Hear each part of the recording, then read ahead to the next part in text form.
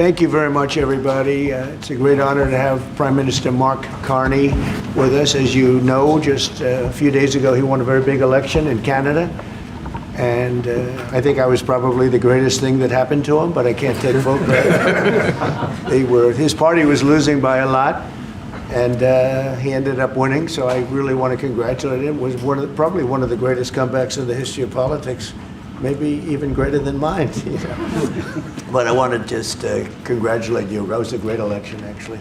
We were watching it with interest, and I think Canada chose a very talented person, a very good person, because we spoke before the election quite a few times. And it's an honor to have you at the White House and the Oval Office. And you see the new and improved Oval Office as it becomes more and more beautiful with love. You know, we handle it with great love and 24-karat gold. That always helps too. Right? But it's been a lot of fun. We're going over some of the beautiful pictures that were stored in the vaults that were for many, many years, in some cases over 100 years. They were stored in vaults of the great presidents, or almost great presidents, all having a reason for being up, every one of them. So it's very interesting. But I just want to congratulate you, and ran a really great race. I watched the debate.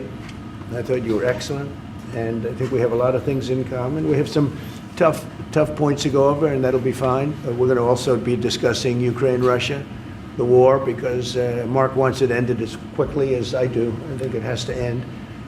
We had some very good news last night. The Houthis have announced that they are not, or they've announced to us at least, that they don't want to fight anymore. They just don't want to fight, and we will honor that, and we will stop the bombings, and they have capitulated, but more importantly, we will take their word. They say they will not be blowing up ships anymore, and that's what the purpose of what we were doing. So that's just news. We just found out about that. So I think that's very, very positive. They were knocking out a lot of ships going, as you know, sailing beautifully down the various seas. It wasn't just the canal, it was a lot of other places. And I will accept their word, and we are going to stop the bombing of the Houthis, effective immediately. And Marco, you'll let everybody know that, okay? Do you have something to say about that, by the way? It's a pretty big announcement. Yeah, this was always a freedom of navigation issue. These guys, these are a band of individuals with advanced weaponry that were threatening global shipping. And the job was to get that to stop. And if it's going to stop, then we can stop. And I think it's an important development. And we'll have maybe before we're going to, as you know, the Middle East and Saudi Arabia, we're going to UAE and Qatar, and that'll be, I guess, Monday night. Some of you are coming with us. I think before then we're going to have a very, very big announcement to make, like as big as it gets, and I won't tell you on what, but it's going to, and it's very positive. I'd tell you if it was negative or positive. I can't keep that out. It is really, really positive. And that announcement will be made either Thursday or Friday or Monday before we leave. But it'll be one of the most important announcements that have been made in many years about a certain subject, very important subject. So you'll all be here. Mark, would you like to say a few words? Well, thank you, Mr. President. I'm on the edge of my seat, actually. But thank you for your hospitality and above all for your leadership. You're a transformational president, focus on the economy with a relentless focus on the American worker, securing your borders, ending the scourge of fentanyl and other opioids, and securing the world. And I've been elected with my colleagues here, with the help of my colleagues here. I'm going to spread the credit to transform Canada. With a similar focus on the economy, securing our borders, again on fentanyl, much greater focus on defense and security, securing the Arctic and developing the Arctic. And the history of Canada and the U.S. is we're stronger when we work together, and there's many opportunities to work together. And I look forward to, addressing some of those issues that we have, but also finding those areas of mutual cooperation so we can go forward. That's great. Very nice. Thank you very much. It's a very nice statement. Mr. President, anybody? Mr. President, is USMCA dead? No, it was actually very effective, and it's still very effective, but people have to follow it. So, that's been a problem. People haven't followed it. But it was a transitional step a little bit, and as you know, it terminates fairly shortly. It gets renegotiated very shortly. But I thought it was a very positive step from NAFTA. NAFTA was the worst trade deal in the history of our country, probably in the history of the world. And this was a transitional deal, and we'll see what happens. We're going to be starting to possibly renegotiate that if it's even necessary. I don't know that it's necessary anymore, but it served a very good purpose. And the biggest purpose it served is we got rid of NAFTA. NAFTA was a very unfair deal for the United States. Very, very terrible deal. It should have never been made. It was made many years ago, but it should have never been made. Mr. President, Canada and the United States, would you like to see your first trade deal be with Canada, our neighbors in the world? I would love that. Look, I have a lot of respect for this man, and I watched him come up, in a sense, through the ranks when he wasn't given much of a chance, and he ran a really great campaign. He did a really great debate. I think that debate was very helpful. I was going to raise my hand. I don't know if that's good or bad. I shouldn't say that. That might hurt you. But no, he ran a really great election, I thought. And yeah, something could happen. Something could happen. Yeah, please. What's the top concession you want out of Canada? The top concession you want out of Canada? Concession? Yes. Friendship. But that's not a concession. No, we're going to be friends with Canada. Regardless of anything, we're going to be friends with Canada. Canada is a very special place to me. I know so many people that live in Canada. My parents had relatives that lived in Canada, my mother in particular. And I love Canada. I have a lot of respect for the Canadians. Wayne Gretzky, how good, the great one. You happen to have a very, very good hockey player right here on the Capitals, who I have a lot of respect. He is a big, tough cookie, too. He just broke the record. And he's a great guy, and we had the team here, and I got to know a lot of the players.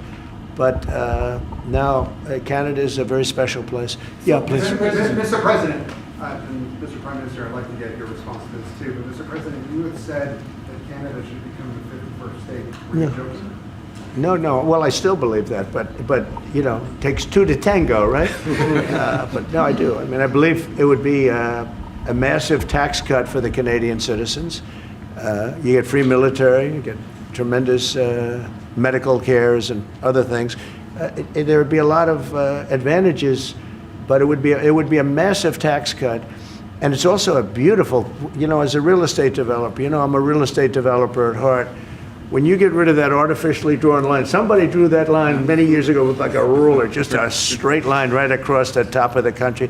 When you look at that beautiful formation when it's together, I'm a very artistic person, but when I looked at that beauty, I said that's the way it was meant to be.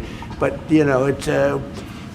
I do feel it's much better for Canada, but we're not going to be discussing that unless somebody wants to discuss it. I think that there are tremendous benefits to the Canadian citizens, tremendously lower taxes, free military, which honestly we give you essentially anyway because we're protecting Canada if you ever had a problem. But I think it would really be a wonderful marriage because it's two places that get along very well. They like each other a lot. Well, if I may, as you know from real estate, there are some places that are never for sale. That's true. We're sitting in one right now, Buckingham Palace that you visited as well. That's true. And having met with the owners of Canada over the course of the campaign last several months, it's not for sale, won't be for sale ever. But the opportunity is in the partnership and what we can build together. And we have done that in the past. And part of that, as the President just said, is with respect to our own security. And my government is committed for a step change in our investment in Canadian security and our partnership, and I'll say this as well, that the President has revitalized international security, revitalized NATO, and us playing our full weight in NATO, and that will be part of it. And they have, I must say, Canada is stepping up the military participation because Mark knew, they were low, and now they're stepping it up, and that's a very important thing. But never say never. Never say never. Mr. President, I'm saying that what would it take to get the tariffs off of Canada? Well, we'll be talking about different things. Like, we want to protect our automobile business, and so does Mark. But we want to make the automobiles, and we want to, we have a tremendous abundance of energy, more than any country. We have, just in Alaska alone, Anwar's been reopened now. Anwar's probably the largest find anywhere in the world. They say it's larger than Saudi Arabia. I don't know, but it's a lot. But we have tremendous amounts of energy. Other countries don't. We're both lucky in that way. They have energy, we have energy. We have more than we can ever use and more than we could ever sell, actually, and you have the same thing. So we're two countries that are very lucky. If you look at China, they don't have that. It's a big disadvantage. Other countries, most countries don't have. Most countries don't have that. So Canada and us, we have a lot of advantages over other places. Mr.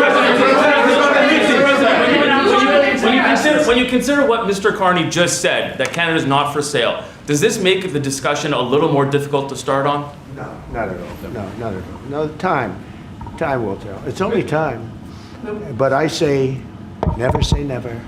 I've had many, many things that were not doable, and they ended up being doable, and only doable in a very friendly way. But if it's to everybody's benefit, Canada loves us and we love Canada. That's, I think, the number one thing that's important. But we'll see. I mean, over time, we'll see what happens. Mr. President, China. I was hoping you can clarify something. Earlier this morning on Capitol Hill, Secretary Bessent said that there had been no negotiations yet with China. You have said something different. Can you clarify? They want to meet, and they're doing no business right now. And those ships are turning around in the Pacific Ocean. Big turn. Those are big ships. Those ships take about 10 miles to turn. And, we lost $1 trillion to China on trade because of an incompetent president that we had who preceded me, grossly incompetent. You're finding it out more and more now. And by not trading, we're losing nothing. So we're saving $1 trillion. It's a lot. But they want to negotiate, and they want to have a meeting, and we'll be meeting with them at the right time. But you haven't met with them yet. I have not met with them, of course. You would know if I met. I'd tell you. They want to meet, but we are right now. Look, they're suffering greatly. Their economy is suffering greatly because they're not doing trade with the U.S. and they made most of their money off the U.S. Don't kid yourself. They don't make the money off other countries like this. And they were making. We had a trade imbalance. We had a deficit, or they had a surplus. Another way of saying it, of more than $1 trillion. Think of it, more than $1 trillion. And because of 145%, that's the only reason, but because of, they have now 145% tariff, there's no trading. You can't trade with 145%. We are, therefore, making, in a certain way, I guess, $1.1 trillion. In other words, we're not losing $1.1 trillion. Our deficit is much better. When I started, I say we were losing billions of dollars a day on trade. That's rapidly turning around. We looked at numbers this morning. So we were losing, the United States during Biden was losing more than, I won't even give you numbers because they're so embarrassing, but billions of dollars a day on trade. Those numbers are rapidly turning between the tariffs. Don't forget, we're now getting 25% on cars, 25% on aluminum, 25% on steel, and maybe more importantly, massive numbers of companies are moving into the United States. Honda, we have the car companies are moving in at levels we've never seen before. The biggest investment ever made in the United States is being made right now. Trillions of dollars. I would say we could be at $9 trillion. You could go back to other presidents. They haven't had $1 trillion for their entire term. Look at Biden. He had bad numbers. People were leaving. They weren't coming in. They were leaving with Biden, and he didn't know the difference. The only thing he knew is people coming in. You know who they were? Illegal immigrants, okay, from prisons, from mental institutions, from all sorts of places that weren't good, from gangs, from Venezuela. They were coming in and they were criminals and murderers, 11,888 people that murdered, and at least half of them murdered more than one person. This is what Biden led into our country. I'm bringing in big companies. We have Apple is investing $500 billion. We have Jensen, as you know, is going to be 500 biggest chip maker, or chip thinker, I call him. He's really a thinker more than a maker. But we also have the maker, Mr. Wei. I get to know them all in the last, it was a cram course, but they're all moving into America because of the tariffs. And I don't think people have appreciated it. Some people do, some of the smart people do. So we have more money coming in. It's really an amazing thing. We have more money being invested in the United States now than at any time ever before in our history, and it's not even close. And I think the real number could be 9 or 10 trillion. We don't know everybody that's doing it. We have many. I just heard about a plant that's being built right now, a very, very top of the line company. And they didn't come to the White House. They're just doing it because they're making it, because if they build here, there are no tariffs. And this is the big market. This is the market. That sets us apart from it. This is the market where everyone wants to be. Now, if I didn't come here and do this, all of a sudden we wouldn't be the market where everyone wants to be. So we're able to do it in time. But we're going to have a great announcement, and I'm not necessarily saying it's on trade. Going to the beginning, we're going to have a great announcement over the next few days, an announcement that will be so incredible, so positive. And I'm not saying, I don't want you to think it's necessarily on trade. Just to finish, we also have a situation, because everyone says, when are you going to sign deals? We don't have to sign deals. We could sign 25 deals right now, Howard, if we wanted. We don't have to sign deals. They have to sign deals with us. They want a piece of our market. We don't want a piece of their market. We don't care about their market. They want a piece of our market. So we can just sit down, and I'll do this at some point over the next 2 weeks, and I'll sit with Howard and Scott and with our great vice president, who has done a really good job. We have some good news to report on a lot of fronts. But JD will be there, and Marco, and we're going to sit down and we're going to put very fair numbers down, and we're going to say, here's what this country, what we want, and congratulations, we have a deal. And they'll either say, great, and they'll start shopping, or they'll say, not good, we're not going to do it. I said, that's okay, you don't have to shop. Now, we may think, well, they have a right, you know, that maybe we were a little bit wrong, so we'll adjust it. And then you people will say, oh, it's so chaotic. No, we're flexible. But we'll sit down, and we'll, at some point, in some cases, we'll sign some deals. It's much less important than what I'm talking about. For the most part, we're just going to put down a number and say, this is what you're going to pay to shop. And it's going to be a very fair number. It'll be a low number. We're not looking to hurt countries. We want to help countries. We want to be friendly with countries. But you keep writing about deals. When are we going to sign? When? It's very simple. We're going to say, in some cases, we want you to open up your country. In some cases, we want you to drop your tariffs. I mean, India, as an example, has one of the highest tariffs in the world. We're not going to put up with that. And they've agreed already to drop it. They'll drop it to nothing. They've already agreed. They would have never done that for anybody else but me. So we're going to put down some numbers, and we're going to say our country is open for business. And they're going to come in, and they're going to pay for the privilege of being able to shop in the United States of America. It's very simple. It's very simple. So I wish they'd keep, stop asking, how many deals are you signing this week? Because one day we'll come and we'll give you 100 deals. And they don't have to sign. All they have to do is say, oh, we'll start sending our ships right now to pick up whatever we want, or to bring whatever we want. It's very, very simple. And I think my people haven't made it clear. We will sign some deals, but much bigger than that is we're going to put down the price that people are going to have to pay to shop in the United States. Think of us as a super luxury store, a store that has the goods. You're going to come and you're going to pay a price, and we're going to give you a very good price. We're going to make very good deals, and in some cases we'll adjust. But that's where it is. And we've been ripped off by everybody for 50 years, and we're just not going to do that anymore. We can't do that. And we can't let any country do that to us. We're just not going to do it anymore. On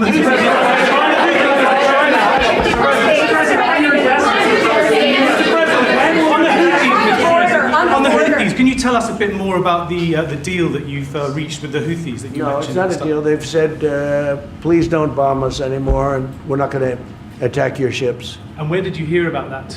It doesn't matter where I hear it. The very good source, I could tell you. Very, very good source. Would you say, Marco? I would say pretty good, right, JD? A very good source. No, they don't want to be. They don't want to be. They don't want to be bombed anymore. You know. Sort of thought that would happen. Behind you, please. Clarifying something you said on USMCA, is the U.S. prepared to walk away from that pact? From what pact? USMCA. No. It's fine. It's there. It's good. We use it for certain things. It's there. We have the USMCA is a good deal for everybody. I won't say this about Mark, but I didn't like his predecessor. I didn't like a person that worked for. She was terrible. Actually, she was a terrible person. And she really hurt that deal very badly because she tried to take advantage of the deal and she didn't get away with it. You know what I'm talking about. But so you know, we had a bad relationship having to do with the fact that we disagreed with the way they viewed the deal, and we ended it. You know, we ended that relationship pretty much. The USMCA is great for all countries. It's good for all countries.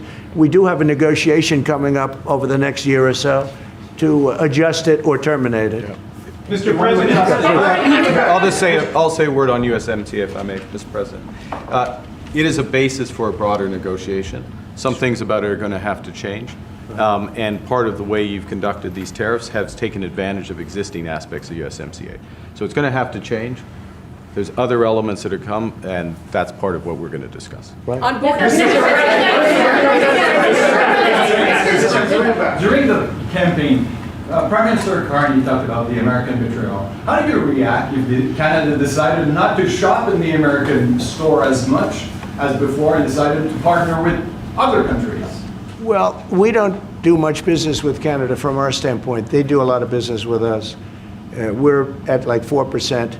And usually those things don't last very long. You know, we have great things, great product. The kind of product we sell, nobody else can sell, including military. Look, we make the best military equipment in the world, and Canada buys our military equipment, which we appreciate. But we make the best military equipment in the world by far. The missiles, the submarines, everything. Everything we have is really top notch.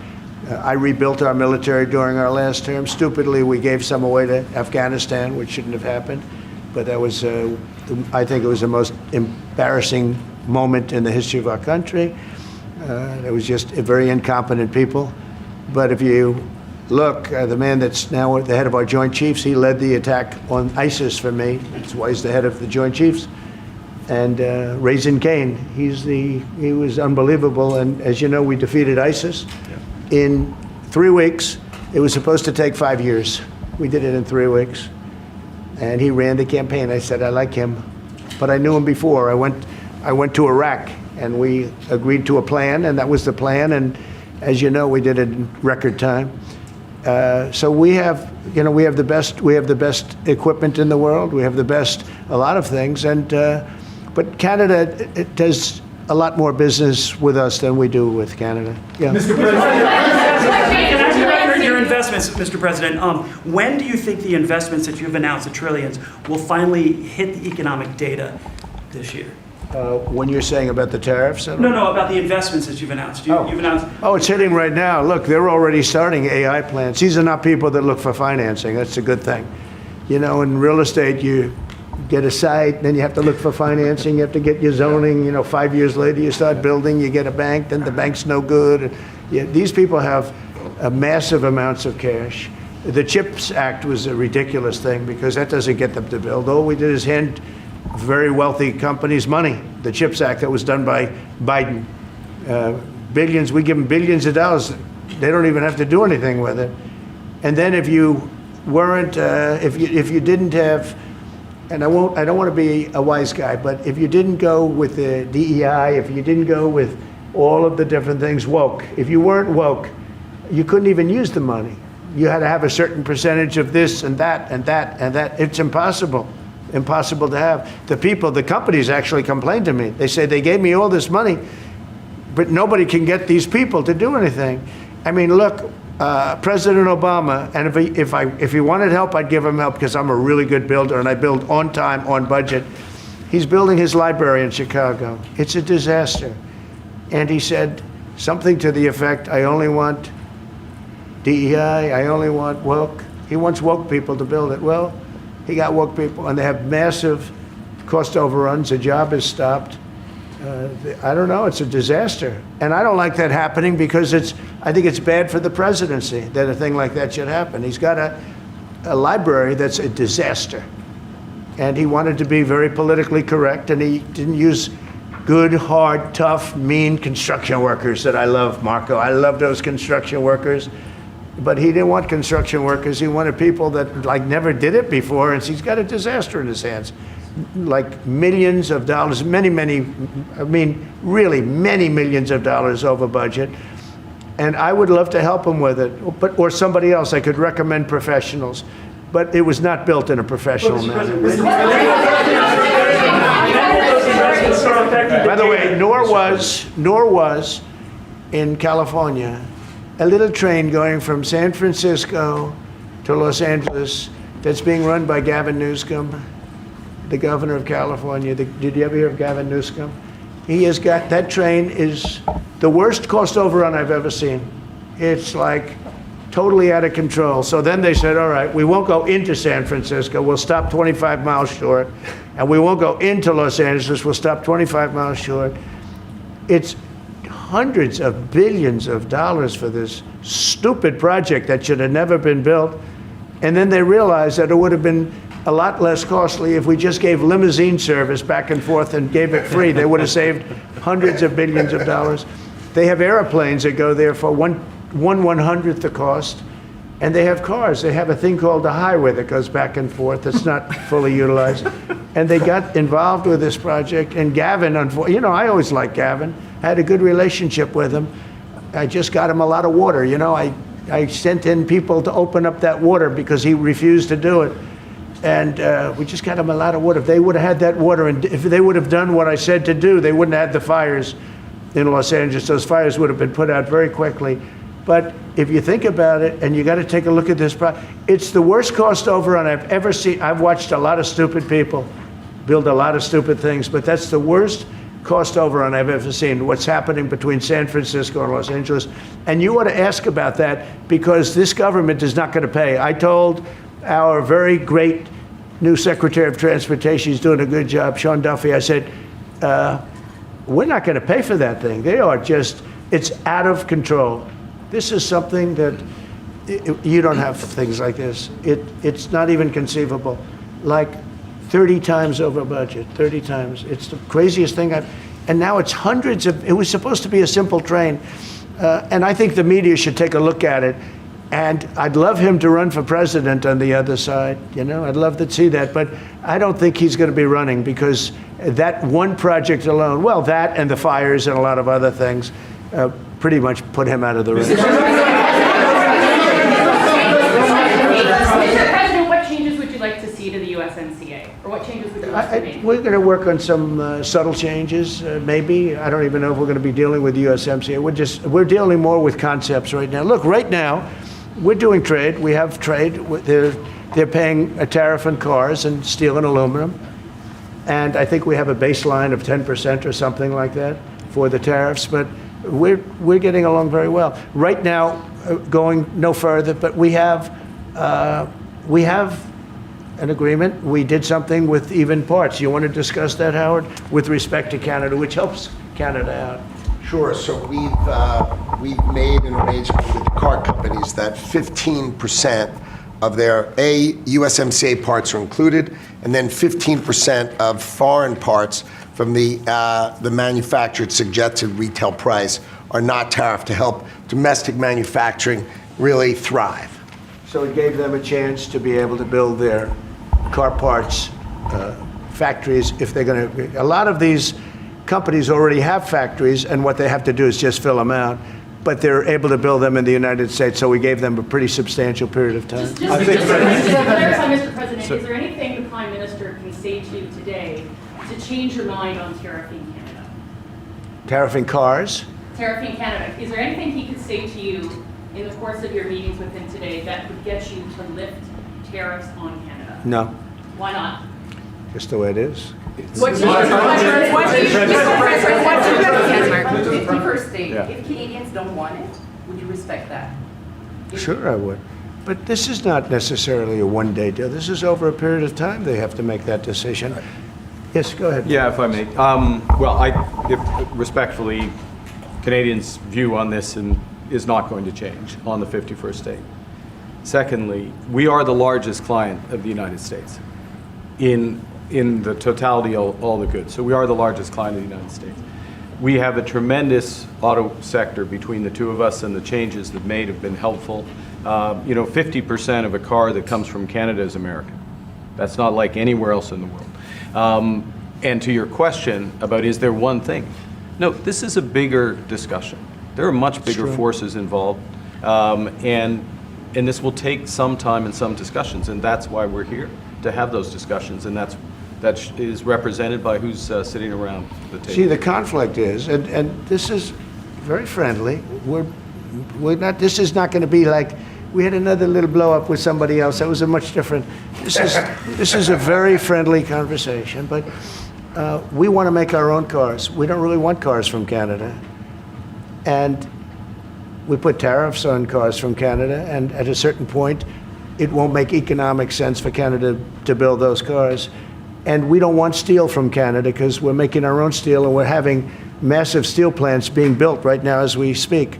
We really don't want Canadian steel, and we don't want Canadian aluminum and various other things because we want to be able to do it ourselves. And we, because of past thinking of people, we have a tremendous deficit with Canada. In other words, they have a surplus with us, and there's no reason for us to be subsidizing Canada. Canada's a place that will have to be able to take care of itself economically. I assume they can. I will tell you that Trudeau, when I spoke to him, I used to call him Governor Trudeau. I think that probably didn't help his election. But when I spoke to him, I said, so why are we taking your cars? Why are we taking we want to make them ourselves. I mean, I said, and if the price of your cars went up, or if we put a tariff on your cars of 25%, what would that mean to you? He said, that would mean the end of Canada. He actually said that to me. And I said, that's a strange answer, but I understand his answer. But no, I mean, it's hard to justify subsidizing Canada to the tune of maybe $200 billion a year. We protect Canada militarily, and we always will. We're not going to, that's not a money thing. But we always will. But, it's not fair. But why are we subsidizing Canada $200 billion a year, or whatever the number might be? It's a very substantial number. And it's hard for the American taxpayer to say, gee whiz, we love doing that. Thank you very much. We're going to have a very substantial. Thank you. Thank you very much. 妈妈是我的心肝宝贝，她值得最好的。想帮助睡眠，促进排便，我为妈妈选太阳星全效克菲尔益生菌。知道妈妈总舍不得买给自己，我来买。希望妈妈睡得香，假巴黎。现在就上快点购母亲节太阳星全效克菲尔益生菌宠爱妈咪超值专区，享各项健康好礼最高3重送，满5000加送520元购物金。透过中天新闻网 App 下单或输入 CTI 推荐码，每单再减50元哦。